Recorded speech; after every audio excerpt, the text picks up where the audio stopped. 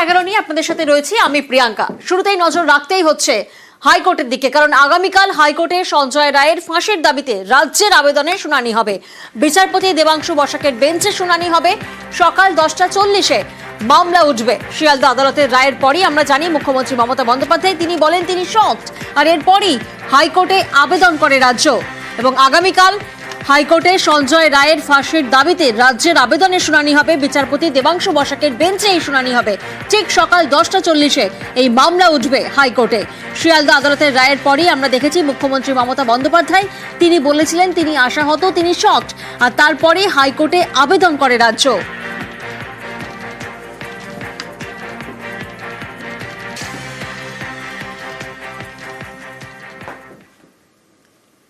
আরজি করে ধর্ষণ খুনে সঞ্জয় রায়ের যাবজ্জীবন, ফাঁসির সাজা না হওয়ায় ক্ষুব্ধ মুখ্যমন্ত্রী। মালদার মঞ্চে দাঁড়িয়ে বললেন তিনি শকড। ফাঁসির দাবিতে কলকাতা হাইকোর্টে মামলা রাজ্য সরকারের। যাবজ্জীবন মানেটা কি? তারে অন্যায় করেও তাকে ক্ষমা করে দেব? আমি সত্যি শক। আরজি করে নাইট ডিউটিতে থাকা চিকিৎসকের ধর্ষণ খুন। গত বছরের অগাস্টের এই ঘটনায় দোষী সঞ্জয় রায়, তাকে যাবজ্জীবন সাজা দিয়েছে শিয়ালদা কোর্ট। অনেকেরই দাবি ছিল ফাঁসির সাজা দেওয়া হোক সঞ্জয়কে, সেটা হয়নি। এতে শকড মুখ্যমন্ত্রী। যাবজ্জীবন মানেটা কি? তারে অন্যায় করেও তাকে ক্ষমা করে দেব? আমি সত্যি শক। আমি আইনটা পড়েছি। কি করে বলেন জাজমেন্ট? একটা জাজমেন্ট আমার পছন্দ হয়নি। It is not a rare of the rarest case. আমি মনে করি yes, it is a rare, sensitive and very very heinous crime. আমি বলেছিলাম আমরা ফাঁসি চাই।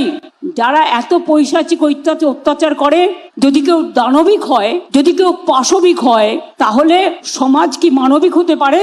এবং ক্রাইম করে যদি কেউ বেঁচে যায়, সে তো আবার ক্রাইম করবার চেষ্টা করবে।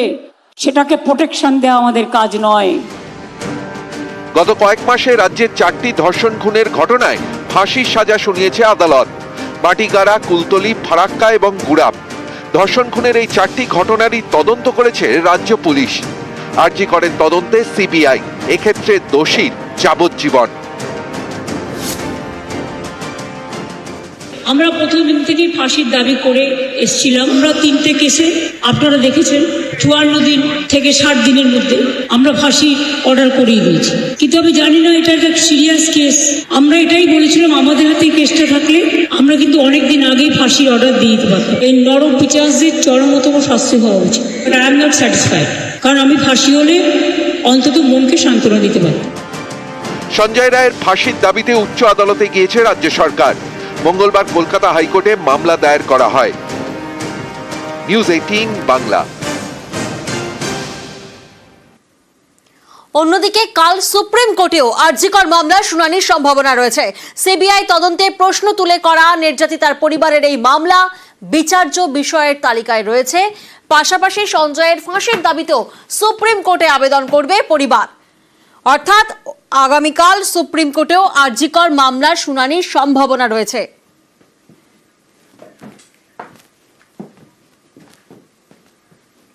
বিরলের মধ্যে বিরলতম অপরাধ মনে করেননি বিচারক, তাই ফাঁসির সাজা না দিয়ে যাবজ্জীবন। শিয়ালদা আদালতের এই রায় কিন্তু অনেকেই মেনে নিতে পারছেন না।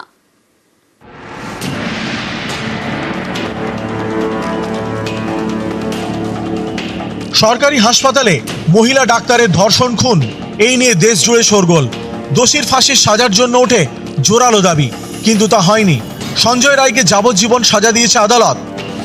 বিচারকের পর্যবেক্ষণ, আরজি করে ধর্ষণ খুনের ঘটনা বিরলতম নয়। নির্যাতিতার বাবা মনে করেন সিবিআই তদন্তে খামতি থেকে গিয়েছে। কেন্দ্রীয় গোয়েন্দারা প্রমাণ করতে পারেননি এই অপরাধ বিরলের মধ্যে বিরলতম। সেই কারণেই সঞ্জয় রায়ের ফাঁসির সাজা হয়নি। জজের ওপর আমরা পূর্ণ আস্থা রেখেছিলাম। জজ তার আস্থার মর্যাদা রেখেছেন। সিবিআই তার যে সঞ্জয়ের এগেনস্টে ঠিক মতন তথ্য প্রমাণ দিতে পারেনি বলেই তার মৃত্যুদণ্ড হয়নি।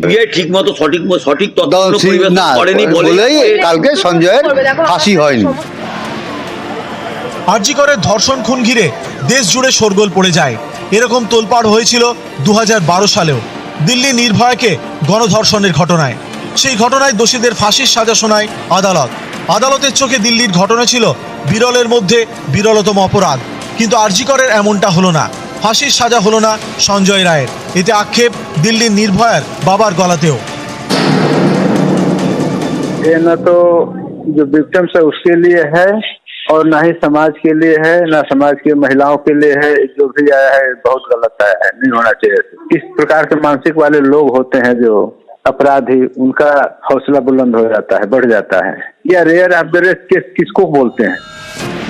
গত কয়েক মাসে রাজ্যে 4টি ধর্ষণ খুনের ঘটনায় ফাঁসির সাজা শুনিয়েছে আদালত। মাটিগাড়া, কুলতলি, ফরাক্কা এবং গুড়াপ। ধর্ষণ খুনের এই 4টি ঘটনারই তদন্ত করেছে রাজ্য পুলিশ। আরজি করের তদন্তে সিবিআই। এই ক্ষেত্রে দোষীর যাবজ্জীবন সাজা দিয়েছে আদালত। दोषी को दंड मिले, फांसी, वो भी ऐसा वैसे नहीं। फांसी का आने वाला जो भी अपराधी हो, अपराध करने से पहले 1000 बार सोचे। इसलिए से मैं कानून प्रशासन से अपील करती हूँ, संजय राय का इतना इजी कारावास नहीं था, उसको मृत्युदंड मिलना चाहिए। অবভিয়াসলি সিবিআই এর ব্যর্থতাটাও একদম মানে সবার সামনে, সেটা সবাই দেখতে পাচ্ছে। কারণ সিএফএসএল যে রিপোর্ট এবং আমাদের যা যা প্রশ্ন আমরা তুলেছি প্লেস অফ অকারেন্স নিয়ে এবং বিভিন্ন ধরনের প্রশ্ন আপনারা জানেন, তো সেই জিনিসগুলোকে সিবিআই উত্তর দিতে ব্যর্থ। এই ধরনের কাজ যারা করবেন তাদের চরম থেকে চরমতম শাস্তি যেটা দরকার সেটাই হওয়া বাঞ্ছনীয়। হাইকোর্টে এটা অবভিয়াসলি মুভ হবে এবং সেখানেও থেকেও যদি আরো তথ্য বেরোনো যায়, দেখা যাক, লেটস সি। সিবিআই এর উপর আমরা আশা করেছিলাম, কলকাতা পুলিশ যে তদন্ত করলো তার থেকে একটু কোনো বেশি কোনো তদন্ত সিবিআই যখন করতে পারলো না, তখন প্রশ্নই আসে যে সিবিআই তাহলে কি করলো? সরকারি হাসপাতালে একজন কর্তব্যরত ডাক্তার, তাকে ধর্ষিতা হতে হয়, তাকে প্রাণ দিতে হয়। এই ঘটনা যদি রেয়ারেস্ট অফ রেয়ার না হয়, তাহলে কোনটা রেয়ারেস্ট অফ রেয়ার? আমার তো এটাই প্রশ্ন।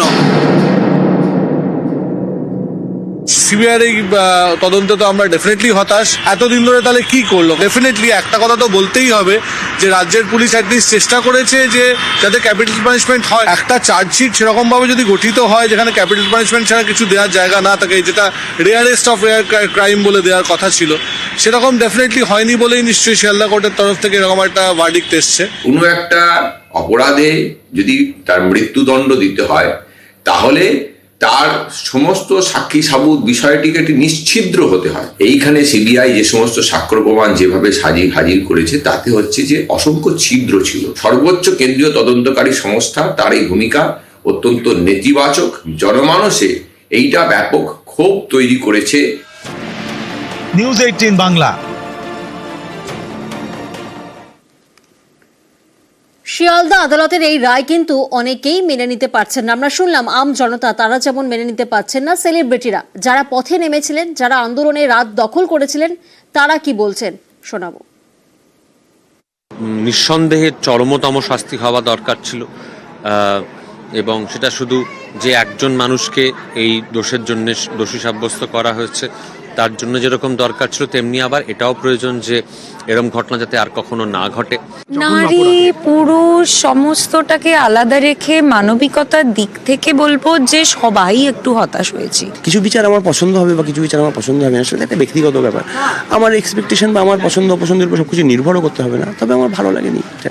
হ্যাঁ, হতাশ, ভার্ডিক্ট নিয়ে হতাশ তো বটে। যদি হায়ার কোর্টে এটার অ্যাপিল করা হয় এবং সেখানে এটা নিয়ে লড়ে দেখা যায় যে অ্যাকচুয়ালি সত্যিটা কি, তারা খানিকটা স্বস্তি পাবে। আমি শকড, অবশ্যই শকড, এবং মানে আমিও একটু কনফিউজ। শকটের থেকে আমি বলতে পারবো কনফিউজড আমি, যে আমি অ্যাকচুয়ালি সত্যিটা কি সেটা বুঝতে পারছি না।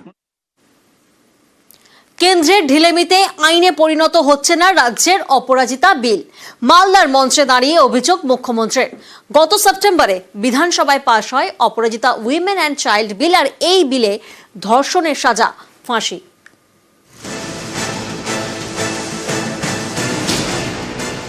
আমরা অপরাজিতা বিল পাশ করেছি অ্যাসেম্বলিতে, আমরা ডেথ পেনাল্টি রেখেছি সেখানে। সেই বিল আমাদের পাশ করা নিয়ে এখনো কেন্দ্রীয় সরকার ফেলে রেখে দিয়েছে। গত বছরের 9 আগস্ট আরজি করে মহিলা চিকিৎসকের ধর্ষণ খুন, এই নিয়ে তোলপাড়। সেই পরিস্থিতিতে পশ্চিমবঙ্গ বিধানসভায় Aparajita women and child bill pass হয়। সেটা 3রা সেপ্টেম্বর। রাজ্য সরকারের আনা বিলে ধর্ষণে ফাঁসির সাজা সংস্থান রয়েছে।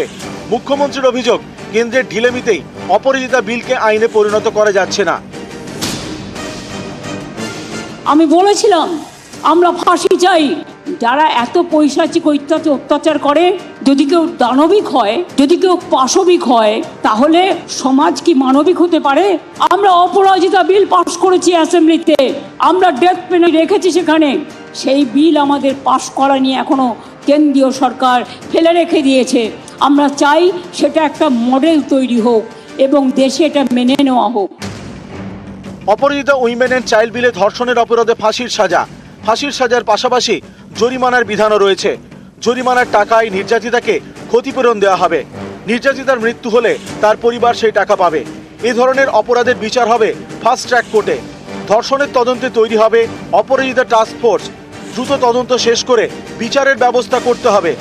নির্দিষ্ট সময়ের মধ্যে তদন্ত শেষ না হলে শাস্তির মুখে পড়তে পারেন টাস্ক ফোর্সের সদস্যরা। কেন্দ্রের ভারতীয় ন্যায় সংহিতা এবং ভারতীয় সুরক্ষা সংহিতার বেশ কিছু ধারায় সংশোধনে আনা হয়েছে বিলে। বিধানসভায় এই বিল পাশ হয়েছে। রাষ্ট্রপতি সই করলেই তা আইনে পরিণত হবে। মুখ্যমন্ত্রীর অভিযোগ, কেন্দ্রের কারণেই অপরাজিতা বিল আইনে পরিণত হচ্ছে না। আমি বলেছিলাম আমরা ফাঁসি চাই। যারা এত পৈশাচিক অত্যাচার করে, যদি কেউ দানবিক হয়, যদি কেউ পাশবিক হয়, তাহলে সমাজ কি মানবিক হতে পারে? আমরা অপরাজিতা বিল পাশ করেছি অ্যাসেম্বলিতে, আমরা ডেথ পেনাল্টি রেখেছি সেখানে। সেই বিল আমাদের পাশ করা নিয়ে এখনো কেন্দ্রীয় সরকার ফেলে রেখে দিয়েছে। আমরা চাই সেটা একটা মডেল তৈরি হোক এবং দেশে এটা মেনে নেওয়া হোক। নিউজ 18 বাংলা। ঠিকানা এখন প্রেসিডেন্সি জেল। জেলে তৃতীয় শ্রেণীর শ্রমিক হিসেবে কাজ করবে সঞ্জয় রায়। পারিশ্রমিক হিসেবে মিলবে দিনে 100 টাকা। তবে এর অর্ধেক টাকা খরচ করতে পারবে সঞ্জয়।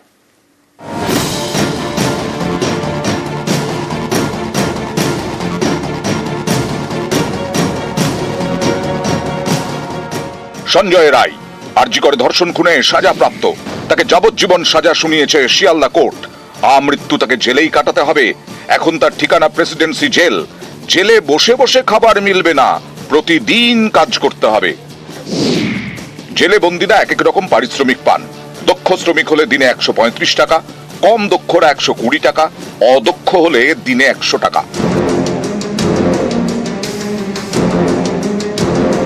ক্লাস 12 পর্যন্ত পড়াশোনা করা সঞ্জয় রায় জেলে এখন অদক্ষ শ্রমিক হিসেবে কাজ করবে। এক এক সময় পড়বে এক এক রকম কাজ, যেমন বাগান পরিচর্যা, রান্নাঘর পরিষ্কার, বাথরুম সাফ, গোডাউনে জিনিসপত্র নামানো ওঠানো। জেলের নিয়ম অনুযায়ী আপাতত অদক্ষ শ্রমিক হিসেবে দিনে 100 টাকা করে পাবে সঞ্জয়। এর অর্ধেক সঞ্জয় খরচ করতে পারবে, বাকিটা সঞ্চিত থাকবে। অমিত সরকার, নিউজ 18 বাংলা।